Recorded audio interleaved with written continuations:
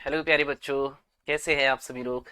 बच्चों, आज इस लेक्चर में हम एक नया टॉपिक डिस्कस करने वाले हैं जो हमारे डेली लाइफ का बेस्ट एग्जांपल है और डेली लाइफ में हमने कई बार देखा भी है। तो ये जो टॉपिक हम आज देखने वाले हैं जिसका नाम है मौत का कुआं, जिसको इंग्लिश में कहते हैं वेल ऑफ डेथ। तो क्या होता है वेल ऑफ डेथ, मौत का कुआं क्या होता है, तो इस चीज से सभी वाकिफ है और सभी को पता है कि मौत का कुआं क्या होता है, किस तरीके से होता है। सभी लोग मेले में गए हैं और मेले में जाने के बाद सभी ने देखा भी है कि मौत के कुएं में क्या होता है। मौत का कुआं जो है आपने जैसे देखा है कि एक सिलेंड्रिकल शक्ल यानी हम कहते हैं स्तवानी की शक्ल में होता है। एग्जैक्टली परफेक्ट स्तवाना नहीं होता है, लेकिन स्तवानी की शक्ल में होता है, सिलेंडर के जैसे दिखाई देता है। और उसमें क्या होता है कि कुछ बाइक रहती है, कार रहती है और वो क्या है चलना शुरू करती है, उसकी दीवारों के ऊपर चलती है। अब यहाँ पर सवाल में ये आता है माइंड में कि यहाँ पर मौत के कुएं के अंदर कौन सा फिजिक्स आ गया। अब ये फिजिक्स के अंदर इसको रखने की वजह क्या है। तो बच्चों, फिजिक्स इसके अंदर ये है कि अब वो मौत के कुएं के अंदर जो बाइक है, वॉल दीवार के ऊपर जो चल रही है, गाड़ी है या फिर जो भी कार है, बाइक है जो दीवार के ऊपर चल रही है, वो उसके ऊपर टिकरी कैसे है। मतलब वो नीचे नहीं गिरती, हम देखते हैं वो अच्छे से घूमती है उसके ऊपर, तो नीचे नहीं गिरती है। तो यही है इसके पीछे फिजिक्स कि क्या वजह है कि वो वहां पर टिकी हुई है। तो यही हमें, चलिए स्टार्ट करते हैं, यही हमें मालूम करना है। तो चलो आगे बढ़ते हैं। तो बच्चों, यहाँ पर सबसे पहले मैं आप लोगों को ये बता दूं, बहुत सारे बच्चे हैं जो चैनल के ऊपर नए आ रहे हैं, अल्हम्दुलिल्लाह। तो आप लोग इससे फायदा उठाइए और खासतौर से इस बात का ख्याल रखिए कि चैनल को जरूर सब्सक्राइब कर लीजिए। जो भी आपके फ्रेंड्स हैं उनको जरूर शेयर कीजिए। और मेरा नंबर मैं आपको यहाँ पर दे देता हूँ, मेरा नंबर मैं यहाँ पर लिख देता हूँ 9623571945। अगर आपको कुछ भी दिक्कत रहा नोट्स वगैरह के ताल्लुक से या जो भी दिक्कत रहा तो आप मेरा नंबर पर मुझे कांटेक्ट कर सकते हैं। तो आज का हमारा जो जवाब है, सवाल है, उसका हम बनाते हैं जवाब। तो सबसे पहले तो सवाल को समझ लो क्या है, क्या बोला है। मौत के कुएं में करतब दिखाती गाड़ी के लिए कम से कम रफ्तार का जाब्ता हासिल कीजिए। ये क्वेश्चन एग्जाम में अपने को 3 मार्क के लिए आता है। ठीक है, 3 मार्क का ये क्वेश्चन है, इंपॉर्टेंट क्वेश्चन है। अब 3 मार्क का ये क्वेश्चन है, अब इसके अंदर क्या है से हम इसका डेरिवेशन बनाएंगे। तो सबसे पहले हम यहाँ पर समझते हैं कंसेप्ट को। मैंने यहाँ पर क्या किया, मान लीजिए कि सबसे पहले हम यहाँ पर एक मौत के कुएं का, अभी देखो मौत का कुआं असल में ऐसा नहीं होता है, लेकिन समझने के लिए मैं आप लोगों के लिए इसको ऐसे बना रहा हूं ताकि आपको आसानी से कंसेप्ट को मैं समझा सकूं। एकदम मैंने परफेक्ट सिलेंडर बना दिया इसको, यानी सिलेंडर के जैसे। वैसा ही ऐसा होता नहीं है, वो हमने बनाया है इसको इस तरीके से। अब मैं इसका एक सेंटर मान लेता हूं, सेंटर मैंने यहां ले लिया। अब देखो हम मान लेते हैं शुरुआत में हुआ ये होगा, ऐसा समझ लेते हैं शुरुआत में गाड़ी यहाँ पर थी, कार बाइक का जो भी है वो यहाँ पर थी। यहाँ से वो चलना शुरू हुई, चलना शुरू हुई, धीरे धीरे धीरे करके चलना शुरू हुई। और ये सिलेंडर जो है, यानी ये जो मौत का कुआं है, जस्ट इमेजिन ये मैं जहां पर खड़ा हूं ऐसे मान लो कि ये ऐसे मौत का कुआं है, उसके अंदर कार ऐसे चल रही है। ठीक है, तो हम मान लेते हैं कि कार इसके अंदर ऐसे चल रही है, ये उसकी दीवारें हैं। तो कार अगर इसके ऊपर चल रही है तो हम मान लेते हैं किसी पर्टिकुलर टाइम पर वो कार इस जगह पर है। ये जो आपको हिस्सा दिख रहा है ना, हम मान लेते हैं कि ये जो है ये कार है। अब इसके अंदर कौन सी कुव्वतें हैं जो यहाँ पर इसमें अमल कर रही हैं, ये अपने को मालूम करना है। ठीक है, कौन सी कुव्वतें हैं जो यहाँ पर इस जगह पर कार के अंदर कार पर अमल कर रही हैं, ये हमें मालूम करना है। आप लोग बता सकते हैं कमेंट सेक्शन में, आप कमेंट में आंसर दे सकते हैं क्या कौन सी कुव्वतें हैं। ठीक है, अगर आप लोगों को कुछ भी पूछना रहा तो कमेंट सेक्शन में जाके कमेंट कीजिए और आप मुझे बता सकते हैं। तो यहाँ पर जैसे मैंने बताया, देखो कौन सी कुव्वतें हैं। सबसे पहला तो कार का वजन है। कार का वजन कितना है, तो उसके कार की कमियत को हम m मान लेते हैं। ठीक है, यहाँ पर मैंने मान लिया ये जो कार है उसकी कमियत है स्मॉल m। अब जाहिर सी बात है इसका वजन है m। अब उस m के वजह से क्या होगा कि वो कार जो है नीचे की तरफ आने की कोशिश करेगी, क्योंकि जाहिर सी बात है कोई भी चीज को अगर आप जमीन पर से नीचे उठाओगे, नीचे से ऊपर उठाओगे, तो वो क्या है छोड़ने के बाद नीचे गिर जाती है आके। ये क्यों होता है, क्योंकि उसका जो वजन होता है ना वो उसको नीचे लेकर आता है, कमियत की वजह से वो नीचे आती है, जमीन खींच लेती है उसको अपनी जानिब। तो क्यों खींचती है, क्योंकि जमीन उसके ऊपर एक इसरा लगाती है जिसे हम एक्सेलरेशन ड्यू टू ग्रेविटी कहते हैं। तो हम मान लेते हैं इस कार के ऊपर जो ग्रेविटी यानी फोर्स जो लग रही है नीचे की तरफ वो है mg, जो उसको नीचे की जानिब लेकर जा रही है। और इसको नीचे गिरने से बचा के रखती है एक दूसरी कुव्वत जिसको हम कह रहे हैं, वो जो टायर है, टायर उसको नीचे घसरन नहीं देंगे। टायर क्यों नहीं घसरन देंगे? क्योंकि अच्छे वाले टायर है। अगर टायर चिकने टायर रहते थे या बहुत ज्यादा पुराने यूज हुए टायर रहते तो वो स्लिप हो जाती थी, कार नीचे गिर सकती थी। लेकिन अच्छे वाले नए टायर होने की वजह से वो नीचे नहीं आ रही है, मतलब वहां पर रगड़ अच्छी हो रही है टायर की, और वो जो दीवारें हैं ना उसके बीच में, जिसकी वजह से नीचे नहीं आ रही है। तो कौन बचा के रख रहा है? रगड़। तो वो रगड़ किसकी हो रही है? टायर की वजह से। वो टायर की रगड़ जो दे रहा है वो कौन दे रहा है? वो जो रगड़ की कुवत होगी होती है ना, एक रगड़ की कुवत होती है। ये जो है ना कुछ चीजें ऐसी है जो हमने कंसेप्ट बनाए हैं, जैसे रगड़ की कुवत एफएस जिसको हम कहते हैं, रगड़ की कुवत ऊपर की जानिब उसको लेकर जा रही है, तो ये एफएस उसको ऊपर की जानिब लेकर जा रही है। उसके बाद में ये कार के ऊपर एक नॉर्मल कंपोनेंट इसका काम कर रहा है, जिसकी सिम्त जो रहती है ना वो मरकजी की जानिब है। वो मरकजी की जानिब कैसे है? क्योंकि कंपोनेंट नॉर्मल जो होता है उमुदी रद्द अमल, वो हमेशा परपेंडिकुलर रहता है। जैसे मैं अगर आपको बोलूं ये पेन है, इसका उमुदी रद्द अमल निकालना है, तो ये उमुदी रद्द अमल इस पेन के डायरेक्शन में ऊपर की जानिब है। अब उमुदी रद्द अमल हमेशा ऐसे ही रहेगा। अब ये नीचे जो पेन है मैं इसको अगर घुमा दूं तो उम्मीदी रद्द अमल भी घूमेगा उसके साथ में। अब पेन अगर इस तरीके से हो जाए, ये वाली जो पेन आप देख रहे हो ये अगर ऐसे खड़ी हो गई है तो रद्द अमल इधर चला गया। अगर मैं इसको ऐसे कर दूं तो नीचे चला जाएगा, जैसे ऐसे मैं घुमाऊंगा वो भी घूमेगा उसके साथ में। कार जो थी पहले ऐसी थी, कार खड़ी थी, कार जब चलेंगी उसके ऊपर तो जाहिर सी बात है ऐसी हो जाएगी ना, तो रद्द अमल इधर चला गया।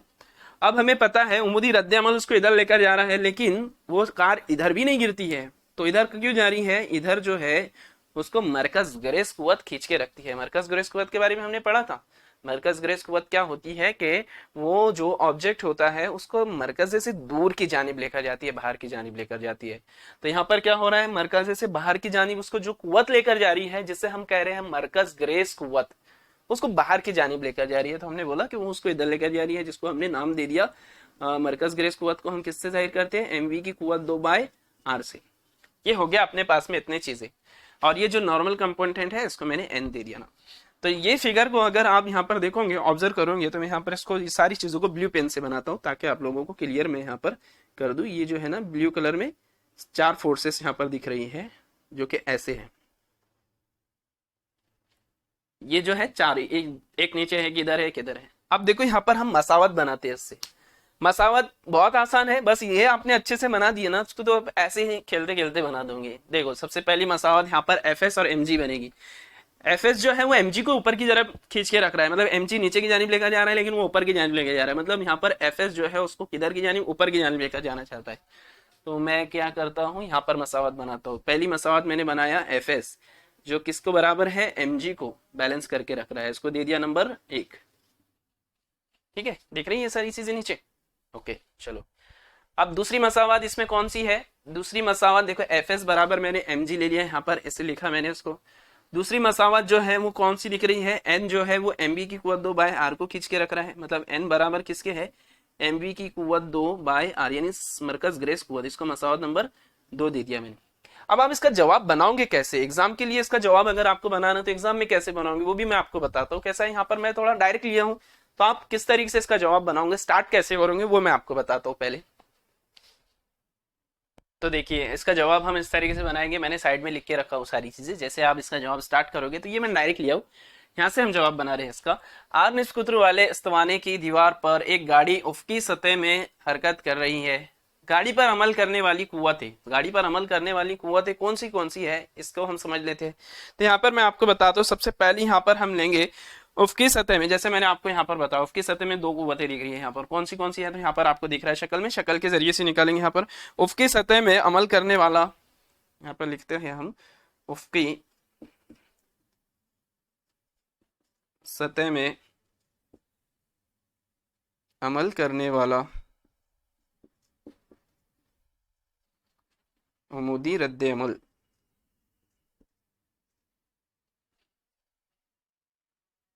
उमूदी रद्द अमल एन, जिसकी सिमत मरकज की जानिब है।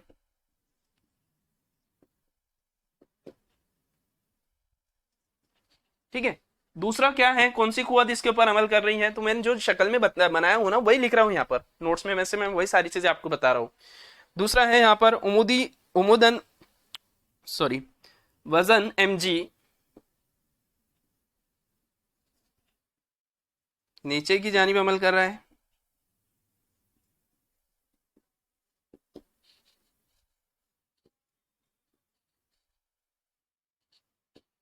ठीक है। और गाड़ी के और पहियों के दरमियान, अभी मैं डायरेक्ट लिखता हूँ ये सारी चीजें, अब इतना ज्यादा डिटेल में नहीं जाता हूँ, मतलब थ्योरी ज्यादा हो जाएंगी तो अपना बोर्ड इससे भर जाएगा, मैं आपको वैसे बताता हूँ। तो अभी यहाँ पर हमें पता है ये सारी चीजें, और गाड़ी और पहियों के दरमियान जो फोर्स है, यानी कुव्वत है, रगड़ की कुव्वत एफ एस, जो क्या कर रहा है, एम जी को बैलेंस कर रहा है। इसलिए अपने को ये दो मसावत मिल जाएगी, एफ एस बराबर एम जी बराबर 1 मिल गया, ये मसावत नंबर 1 होगी, एन बराबर एम बी की कुव्वत 2 बाय आर होगी, ये दूसरी मसावत। अब हम क्या करते हैं, इसका डेरिवेशन बनाते हैं। डेरिवेशन बनाने के लिए मुझे आगे इसको बढ़ाना पड़ेगा, तो आप पहले इसको लिख लीजिए अपने पास में, क्योंकि मैं रफ कर रहा हूँ, ये रफ करता हूँ मैं और आगे बढ़ता हूँ।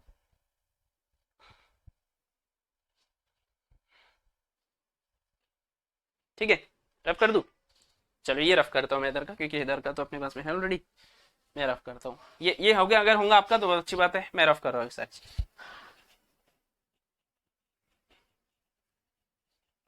कैसा है, नोट्स लिखने में ना टाइम ज्यादा जाता है, इसलिए मैं थ्योरी कम लिखता हूँ और डेरिवेशन में आपको कंसेप्ट ज्यादा समझाता हूँ, क्योंकि अपनी नोट्स तो बनी हुई है ना ऑलरेडी, नोट्स तो अपनी बनी हुई है, थ्योरी लिखकर मतलब नहीं है बोर्ड के ऊपर, आपके पास नोट्स हमारे पास में बनी हुई है ऑलरेडी, नोट्स अच्छी नोट्स बनी हुई है, इसलिए आप नोट्स से डायरेक्ट पढ़ो, कंसेप्ट को समझो, यहाँ से नोट्स में से पढ़कर कंसेप्ट क्लियर करो, काम भी बचेगा, यानी ज्यादा हम कम टाइम में ज्यादा से ज्यादा लेक्चर बना लेंगे और ज्यादा से ज्यादा आपका फायदा हो जाएगा। तो अब चलो आगे बढ़ते हैं हम लोग। यहाँ पर देखो, ये हो गया अपना। अब यहाँ पर हम इस तरीके से लिखते हैं, लेकिन हम जानते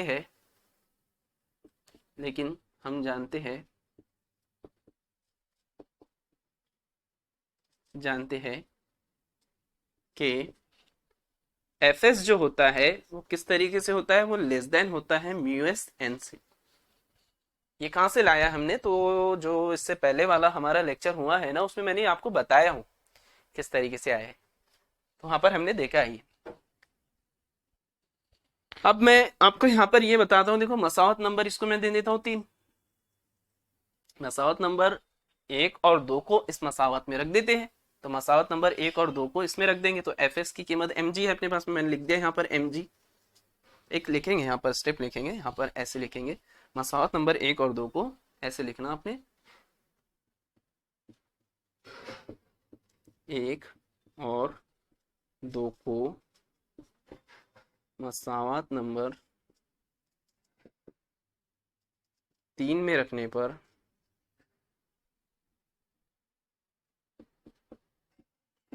पर एफ एस की जगह लिखेंगे एम जी, और एन एन की जगह क्या लिखेंगे, म्यू एस को उसकी जगह पर जैसे वैसे, एन की जगह पर लिखेंगे एम बी की कुव्वत 2 बाय आर। उसके बाद जो कैंसिल होता है उसको कैंसिल करेगी, ये m से m कैंसिल हो गया, तो इधर क्या बचा अपना g, r इसके पास चला जाएगा, तो ये r इधर आ गया, तो आर जी हो जाएगा, और ये कुछ ऐसे दिखेगा, less than equal to PV की कुव्वत 2, म्यू एस को भी इसके अपॉन में भेज देंगे, यानी इसके बटे में भेज देंगे, तो आर जी यहाँ पर ये हो गया म्यू एस लेस देन और इक्वल टू वी की कुव्वत 2। यहाँ तक क्या है, अगर ये वाला लास्ट डेरिवेशन नहीं आया है अपना, अभी यहाँ तक के हम पहुंचे हैं। अब इसके बाद क्या करें, इसके बाद हम थोड़ा सा इसको घुमा के लिखते हैं, उधर का मैं रफ कर रहा हूँ, आप लिख लीजिए, अगर लिखना हो गया होगा तो बहुत अच्छी बात है, उधर का लिख लीजिए, मैं रफ करता हूँ उधर। चलिए आगे बढ़ते हैं, तो यहाँ का मैंने ये टॉपिक को रफ कर देता हूँ।